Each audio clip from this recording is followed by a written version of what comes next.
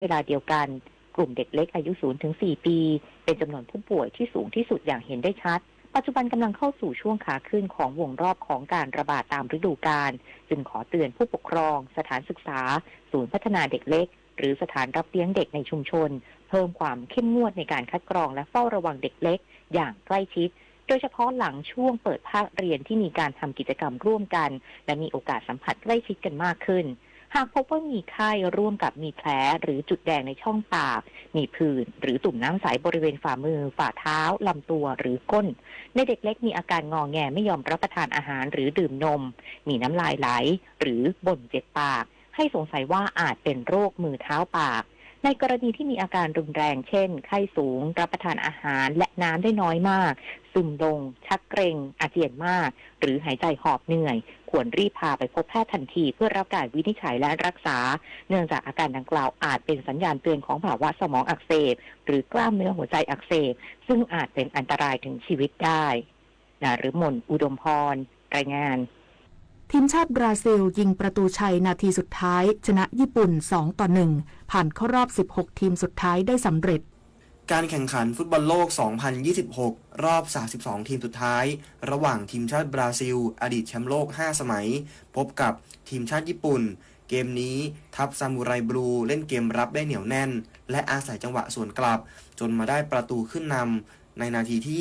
29 จากไคซูซาโนะจนกระทั่งในครึ่งหลังบราซิลแก้เกมมาโดยเน้นลูกกลางอากาศมากขึ้นเดินหน้ากดดันญี่ปุ่นอย่างต่อเนื่องกระทั่งนาทีที่ 56 คาเซมิโร่มงทำประตูตีเสมอให้ทัพแซมบ้าเป็น1-1จากนั้นในช่วงทดเวลาบาดเจ็บนาทีสุดท้ายกราเบียมาติเนลลี่มายิงประตูชัยให้บราซิลเอาชนะไปได้2-1ทำให้ทัพแซมบ้าผ่านเข้าสู่รอบ 16 ทีมสุดท้ายไปรอพบผู้ชนะระหว่างไอวอรี่โคสต์หรือนอร์เวย์ต่อไปส่วนทัพซามูไรบลูหยุดเส้นทางไว้ที่รอบ 32 ทีมปุริพัฒน์สอนการรายงานรู้ปิดรู้ใช้ร่วมใจประหยัดพลังงานจบข่าวจันทิมาเจษดาจิตพัฒนาอ่านรับฟังข่าวครั้งต่อไปเวลา 7:00 น.ติดตามข่าวที่นำเสนอไปแล้วได้ที่ www.thainews.prd.go.th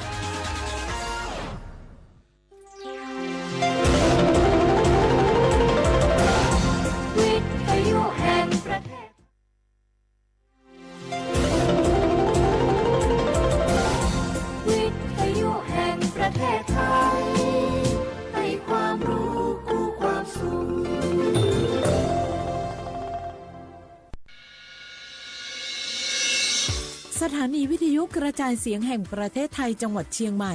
AM 1476 กิโลเฮิรตซ์สถานีวิทยุภาคภาษาชาติพันธุ์แห่งเดียวในประเทศไทยที่มีความทันสมัยเชื่อถือได้สร้างอัตลักษณ์กลุ่มชาติพันธุ์สู่สากล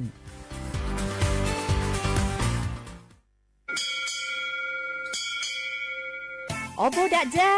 โอบิชเปอร์เหมือซุนคาปอกว่าเนื้อจงโอดูธรรมาสถานีวิทยุภาษาชาติพันธุ์แห่งเดียวในประเทศไทยทันสมัยเชื่อถือได้แล้วพบกันที่สวทเชียงใหม่ AM 1476 กิโลเฮิรตซ์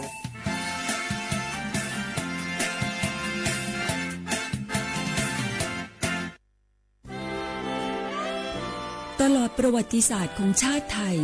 พระมหากษัตริย์ไทยทรงเป็นพลังศรัทธาทรงทำนุบำรุงและอุปถัมภ์ศาสนาให้เป็นหลักยึดเหนี่ยวจิตใจของประชาชนเป็นแนวทางในการดำเนินชีวิตด้วยความดีงามศาสนาสอนให้คนไทยรู้จักคุณธรรมความดีและความสามัคคีช่วยประคองจิตใจในยามทุกข์เสริมพลังใจในยามเผชิญอุปสรรคเป็นรากฐานสำคัญของสังคมด้วยพระบารมีแห่งพระมหากษัตริย์และศาสนาอันเป็นที่พึ่งทางใจคือพลังศรัทธาที่ล้อมรวมคนไทยทั้งชาติสู่ความมั่นคงสงบสุขและยั่งยืนตลอดไปร่วมเสริมสร้างความรักในสถาบันหลักของชาติโดยสำนักงานประชาสัมพันธ์ที่ 3 กรมประชาสัมพันธ์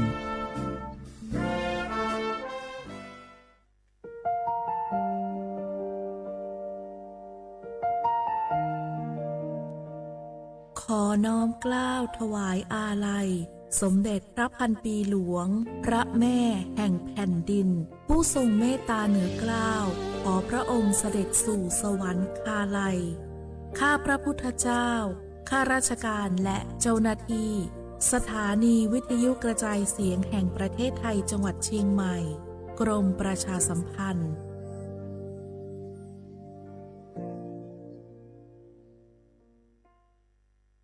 สารคดีแสงเพชรส่องล่าเจ้าฟ้าพัชรกิติยาภาตอนยุติธรรมนำสุขในฐานะที่ทรงสำเร็จการศึกษาด้านกฎหมายและทรงเป็นอัยการสมเด็จพระเจ้าลูกเธอเจ้าฟ้าพัชรกิติยาภานเรนทิราเทพยวดีกรมหลวงราชสารินีสิริพัฒน์มหาวชิรราชธิดาทรงให้ความสำคัญกับหลักการความยุติธรรมเป็นอย่างยิ่งทรงมุ่งมั่นที่จะพัฒนาวงการกฎหมายให้เป็นที่พึ่งของประชาชนโดยเฉพาะอย่างยิ่งผู้ได้โอกาสให้เข้าถึงกระบวนการยุติธรรมได้อย่างเท่าเทียมทรงใช้ความรู้ความสามารถอย่างเต็มที่ในการให้คำแนะนำทางกฎหมายแก่ผู้ที่ต้องการความช่วยเหลือทรงเป็นผู้ผลักดันให้เกิดโครงการกำลังใจในเรือนจำซึ่งเป็นการเปลี่ยนแปลงทัศนคติของสังคมต่อผู้ต้องขังหญิงและเด็กติดผู้ต้องขังทรงเห็นว่าผู้คนเหล่านี้ควรได้รับโอกาสในการเริ่มต้นชีวิตใหม่และไม่ควรถูกตีตราจากสังคมทรงริเริ่มโครงการและผลักดันให้เกิดการปรับปรุงกฎหมายหลายฉบับเพื่อให้สอดคล้องกับสถานการณ์ของสังคมและคุ้มครองสิทธิของประชาชนได้อย่างแท้จริงพระองค์มีพระวิสัยทัศน์ที่กว้างไกลและทรงตระหนักถึงปัญหาในกระบวนการยุติธรรมทรงเชื่อมั่นว่าการสร้างความยุติธรรมให้เกิดขึ้นในสังคมจะนำมาซึ่งความสงบสุขและความเจริญอย่างยั่งยืนด้วยพระปรีชาสามารถด้านกฎหมายของสมเด็จพระเจ้าลูกเธอเจ้าฟ้าพัชรกิติยาภานเรนทิราเทพยวดีกรมหลวงราชสารินีสิริพัฒน์มหาวชิรราชธิดาทรงนำพาความยุติธรรมสู่สังคมเพื่อช่วยเหลือผู้ได้โอกาสให้ได้มีโอกาสอย่างเท่าเทียมน้อมรำลึกถึงพระองค์พระผู้ทรงเป็นแสงแห่งความยุติธรรมในดวงใจ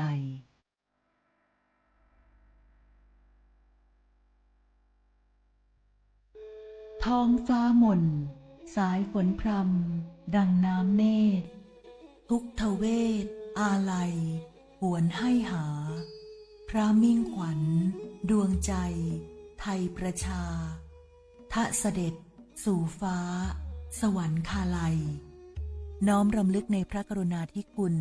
ข้าพระพุทธเจ้าคณะผู้บริหารข้าราชการและเจ้าหน้าที่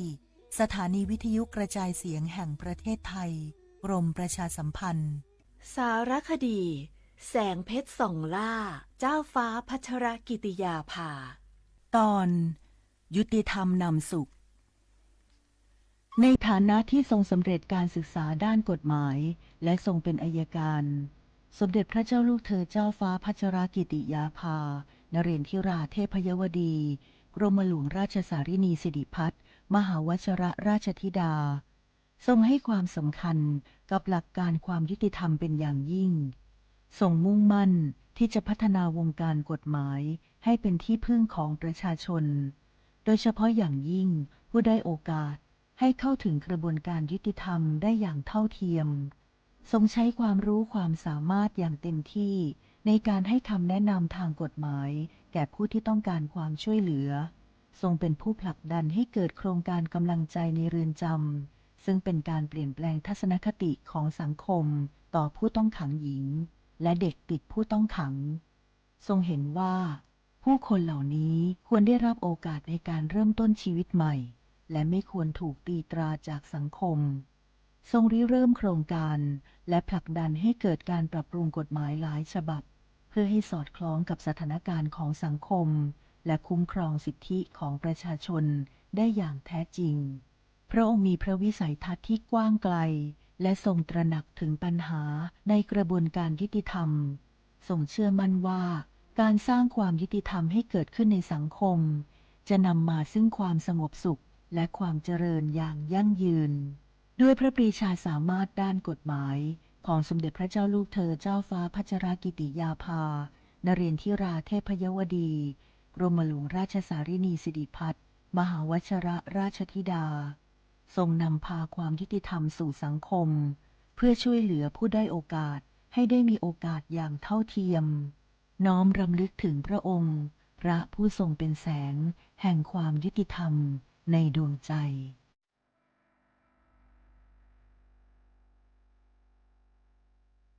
ข่าวดีของคนที่ใช้สิทธิบัตรทองหรือบัตร30 บาทเมื่อเจ็บป่วยเล็กน้อยใน16อาการเพียงยื่นบัตรประชาชนก็รับยาได้ที่ร้านยาใกล้บ้านที่มีสติ๊กเกอร์ร้านยาคุณภาพของฉันให้บริการดูแลอาการเจ็บป่วยเล็กน้อยจะปวดหัวปวดข้อเจ็บกล้ามเนื้อมีไข้ไอเจ็บคอปวดท้องเสียหรือผดผื่นคันเข้ารับบริการที่ร้านยาได้แล้วเภสัชกรจะคัดกรองอาการเบื้องต้นรับยารักษาตามอาการไม่เสียค่าใช้จ่ายใดๆสอบถามเพิ่มเติมสายด่วนสปสช1330รู้ยังสปสช.มอบสิทธิให้คนไทยทุกคนป้องกันก่อนป่วยฟรีไม่ว่าจะเป็นฉีดวัคซีนรับยาคุมกำเนิดถุงยางอนามัยคัดกรองมะเร็งปากมดลูกมะเร็งลำไส้ใหญ่ตรวจเบาหวานความดันโลหิตสูงเจาะเลือดตรวจคอเลสเตอรอลหรือฝากครรภ์และคุมกำเนิดเป็นต้นเพื่อลดความเจ็บป่วยและประหยัดค่ารักษาพยาบาลตรวจสอบสิทธิได้ง่ายๆที่แอปเป๋าตังกระเป๋าสุขภาพเมนูสิทธิสุขภาพดีป้องกันโรคสอบถามเพิ่มเติมสายด่วนสปสช1330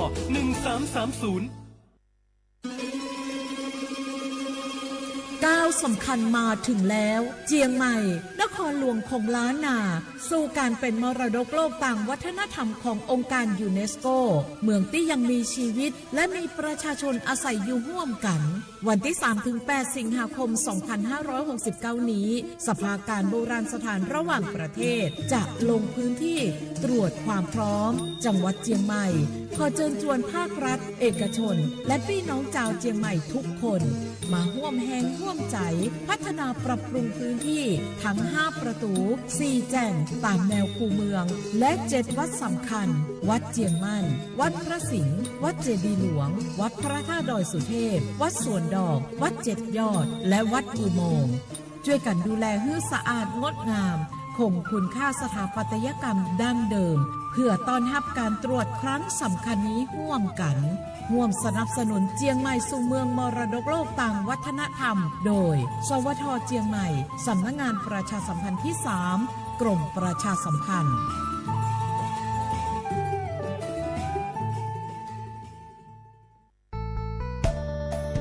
สถานีวิทยุกระจายเสียงแห่งประเทศไทยจังหวัดเชียงใหม่กรมประชาสัมพันธ์ประกาศรับสมัครบุคคลเป็นลูกจ้างเหมาบริการตำแหน่งพนักงานกระจายเสียงภาษาเมียนจำนวน1อัตราเพื่อเป็นตัวแทนนำข่าวสารร่วมพัฒนาคุณภาพชีวิตชาวเมียนและเผยแพร่วัฒนธรรมท้องถิ่นให้เป็นที่รู้จักผู้สนใจยื่นใบสมัครด้วยตนเองได้ที่งานธุรการสถานีวิทยุกระจายเสียงแห่งประเทศไทยจังหวัดเชียงใหม่ตำบลช้างคลานอำเภอเมืองจังหวัดเชียงใหม่ตั้งแต่บัดนี้เป็นต้นไป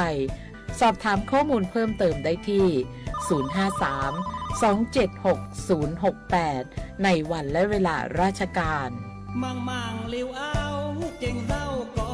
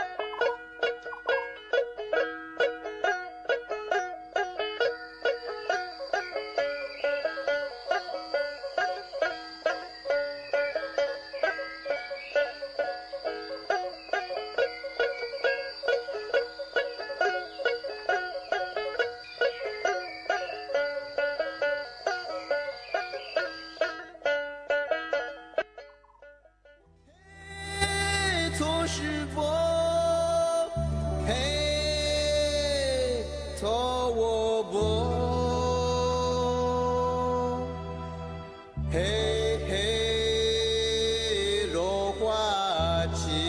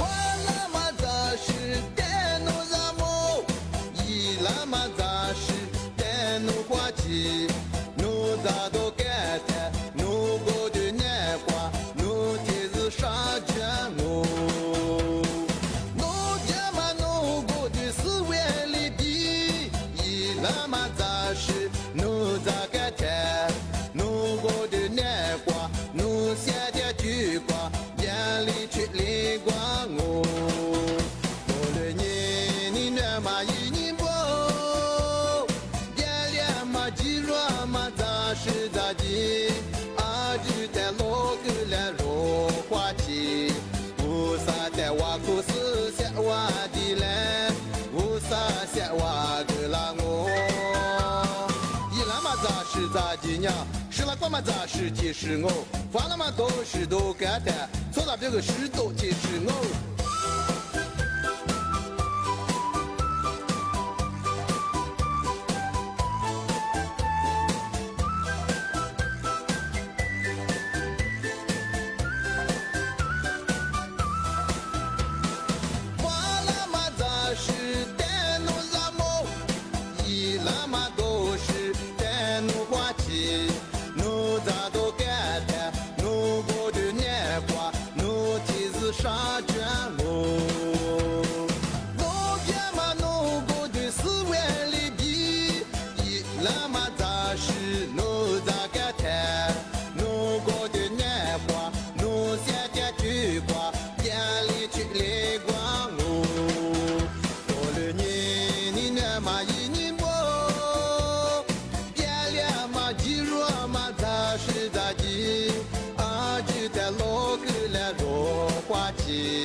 乌萨带瓦库斯下瓦的来，乌萨下瓦格拉我。有了你那么一年不，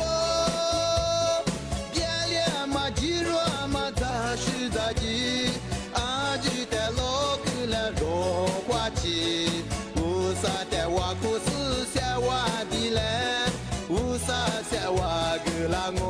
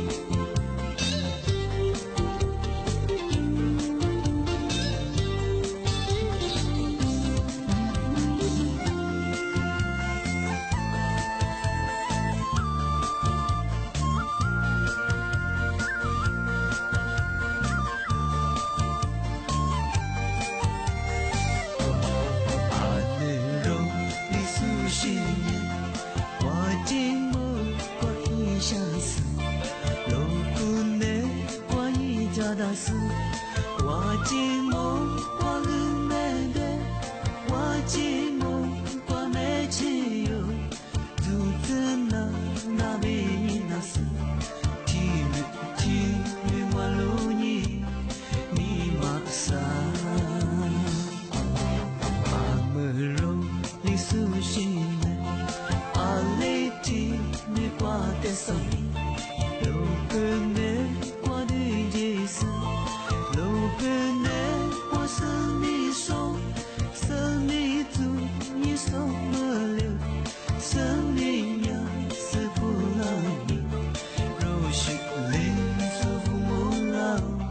感激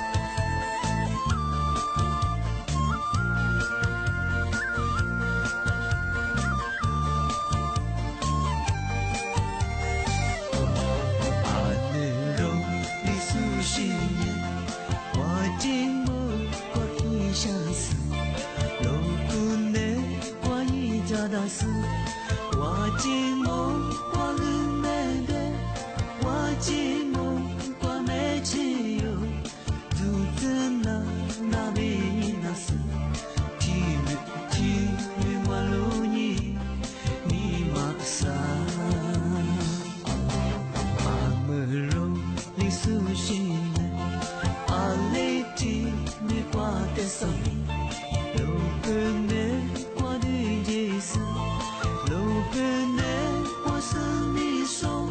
生命主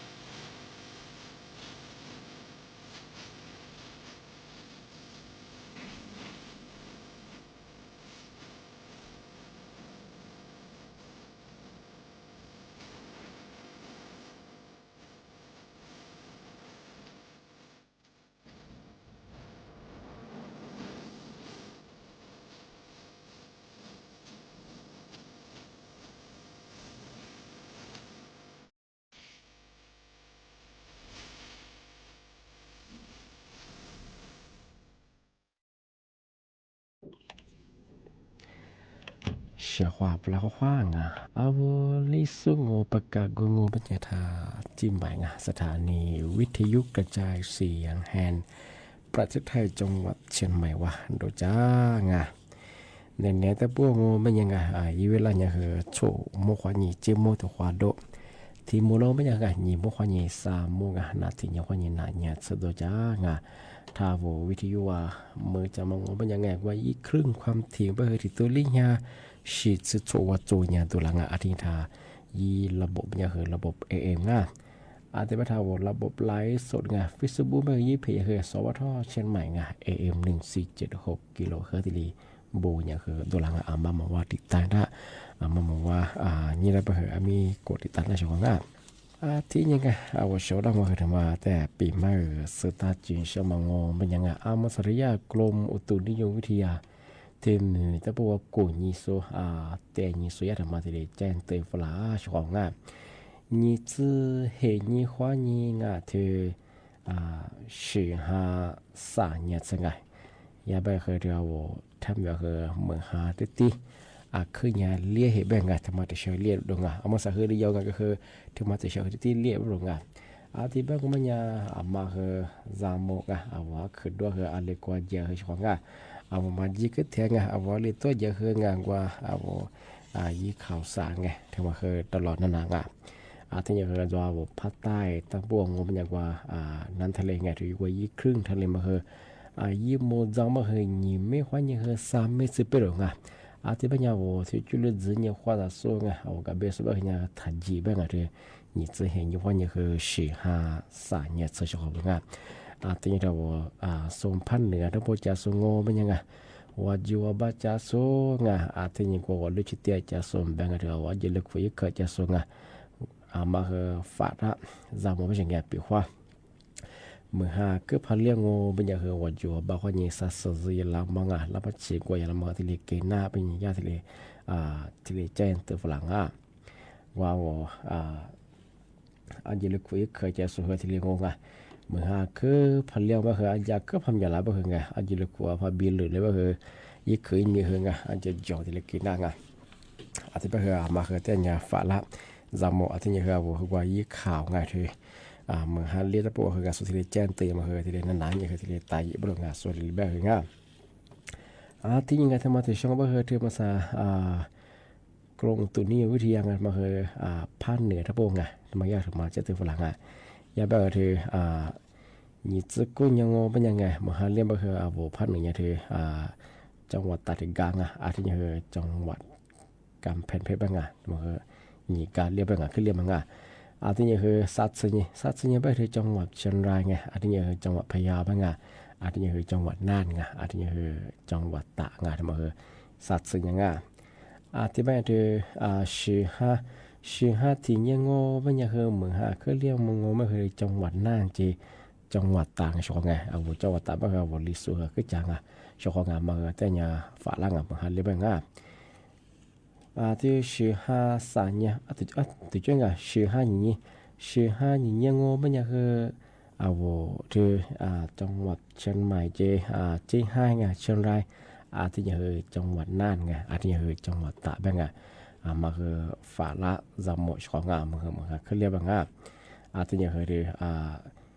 จังหวัดกำแพงเพชรที่กาที่ยังคือจังหวัดพิษณุโลกที่ยังจังหวัดเพชรบุรีมาคือวันที่2ถึงอันนี้ก็คือวันที่3ถึงยี่มังโงเป็นยังไงจังหวัดแม่ฮ่องสอนที่นี่คือจังหวัดเชียงใหม่ถูกไหมที่นี่จังหวัดเชียงรายที่นี่คือจังหวัดน่านจังหวัดตราดที่นี่คือจังหวัดพิษณุโลกที่นี่คือจังหวัดเพชรบูรณ์มันนี่คือวันที่3นี่มั้งที่แบบว่าคือ你自古你话你คือ15 年เมื่อที่เลยขึ้นเรียบบ้างที่พันเหนือตะปวงที่แบบว่าพื้นที่ธรรมราชจะโซก็คือมาคือฝาละจำโมถ้าช่วงวันแบบช่วงที่ว่าอยู่บ้านจะโซวันที่จะจะโซก็คือจะมีความคือพันเลี้ยง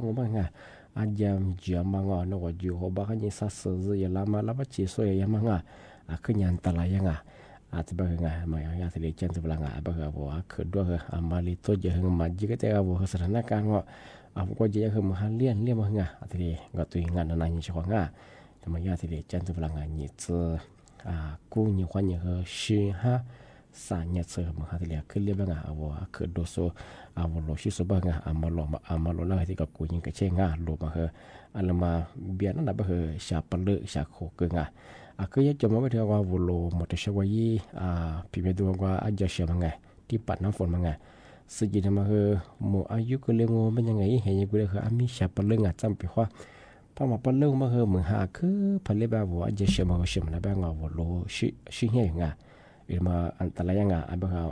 ยี่กับกูยิ่งกระเชงทีนี้โลมาคว้าซื้อว่า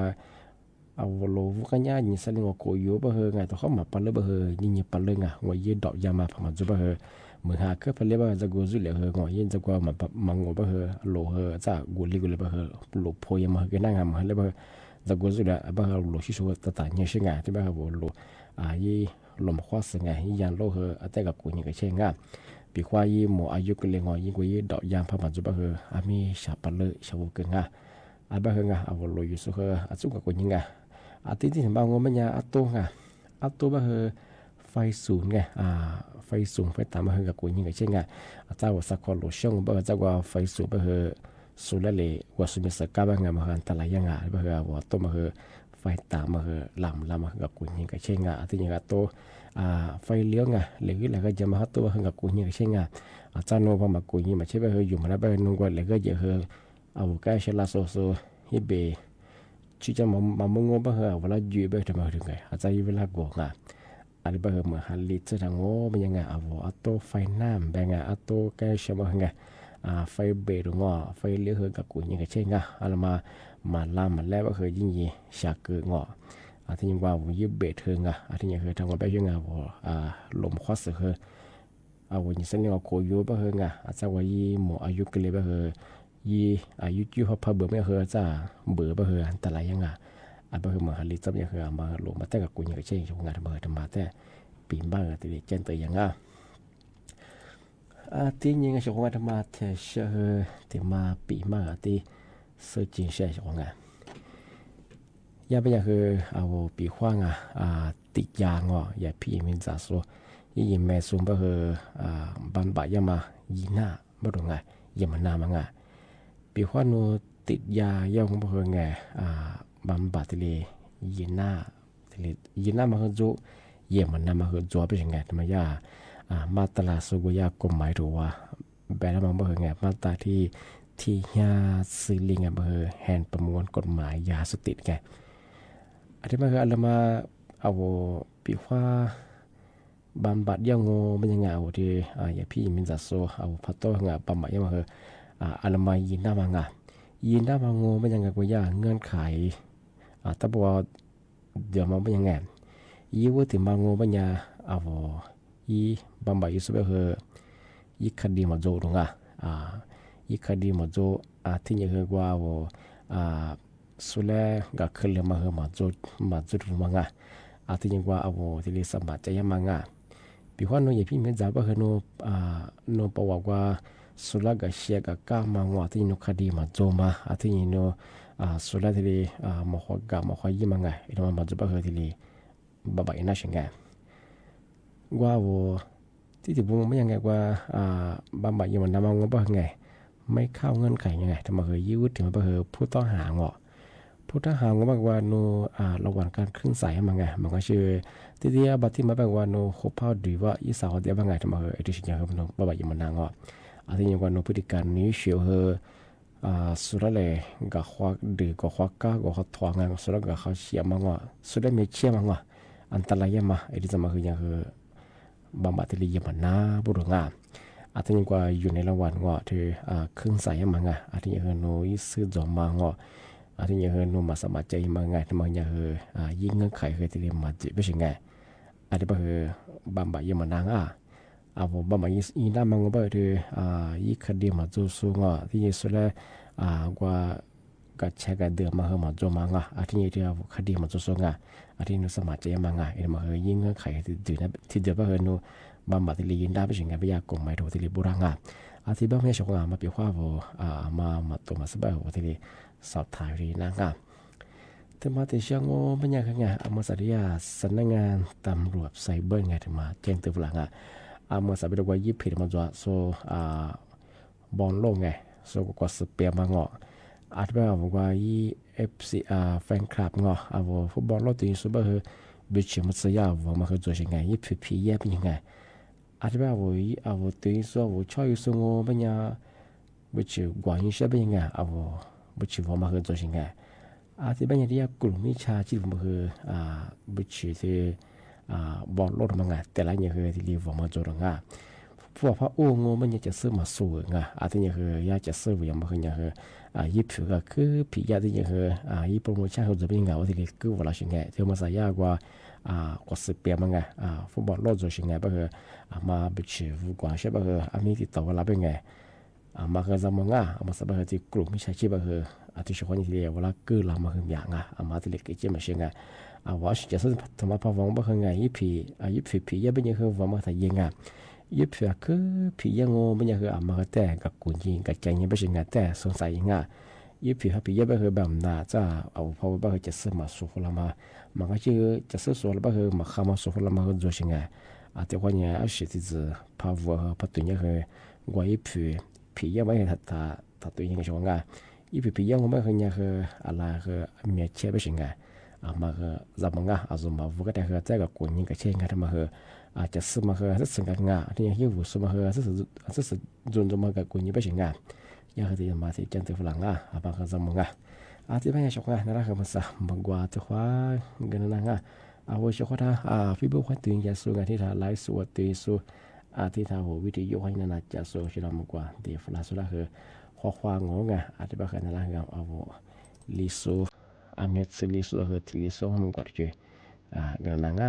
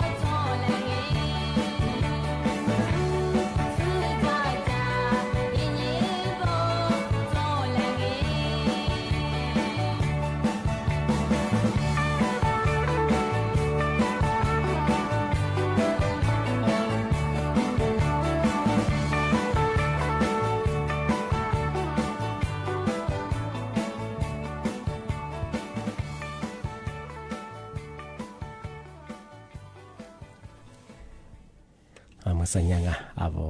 ลิสุงโดยจะมายูเวลาเจอกุเลจ้างเอาเชื่อความมั่งว่าเดี๋ยวฟลาสุดเลยคือบุมงที่บ้านผมยังชอบนะปีมาช่วงที่นี่จะกูเนี่ยคนยังคือ15 年前เมื่อคือที่เรียบางอาจจะอามาคือด้วยหึงอะไรก็เจอเอาโลยูสูโลชิสูแต่จำมงอาที่เนี่ยถ้าช่วงวันแบบกูยังเอาโลคือแต่ยังคือกับกูยังกับเชงอะไรมาเบียร์นั่นแหละก็คือชาปลึงอะไรมาแต่ก็มาฟ้าชิบก็คือไทยอยู่ว่ามีอิชิชาเกงเอาอาชีพอิชิปลึงชาก็ไม่คืออาจจะวันที่เจอคือปลอดภัยอย่างเงี้ยอาจจะกว่าโลอาจจะมาชาเกงว่ามาเปลี่ยนไปก็จะเอาโลยูมันจะใช้เล็กเล็กจะมาอันตรายเยอะช่วงไงบ้างเนี่ยเอาโลยูสูโลชิสบ้างมาโลมาเตะกว่าตรวจสอบผ้าโลยิง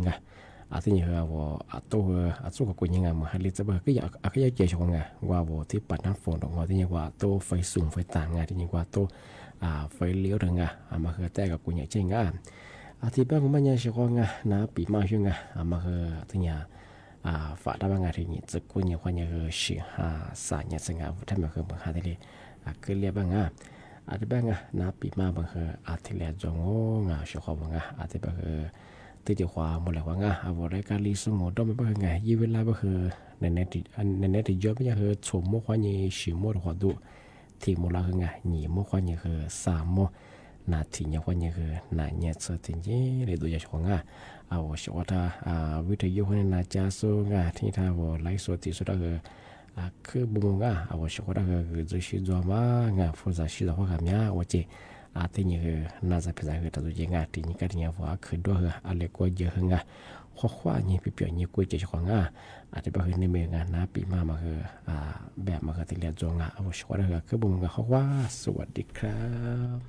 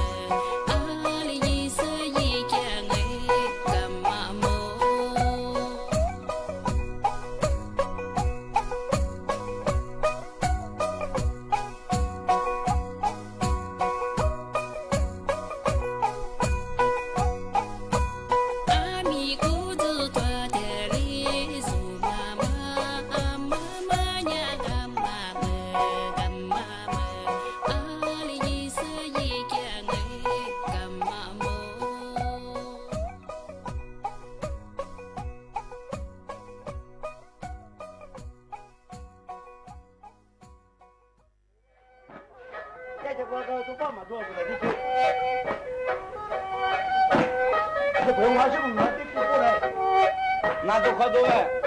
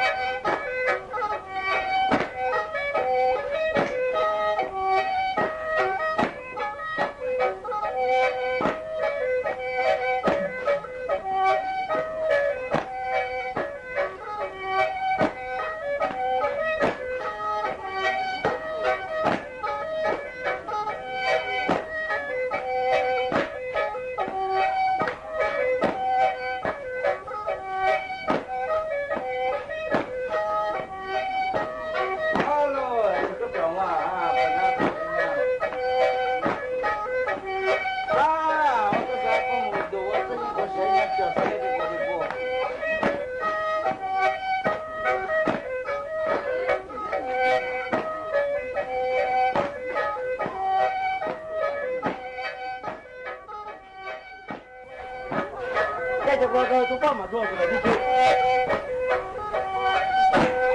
这头发是不是拿地过来？拿多快多哎。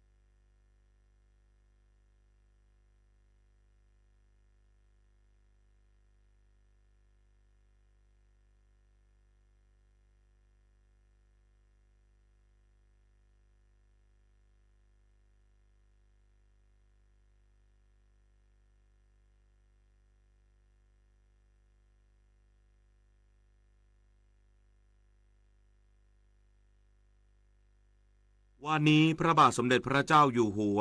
และสมเด็จพระนางเจ้าพระบรมราชินีพร้อมด้วยสมเด็จพระเจ้าลูกเธอเจ้าฟ้าสิริวัณวรีนารีรัตนราชกัญญาเสด็จร่วมพิธีรับเสด็จอย่างเป็นทางการ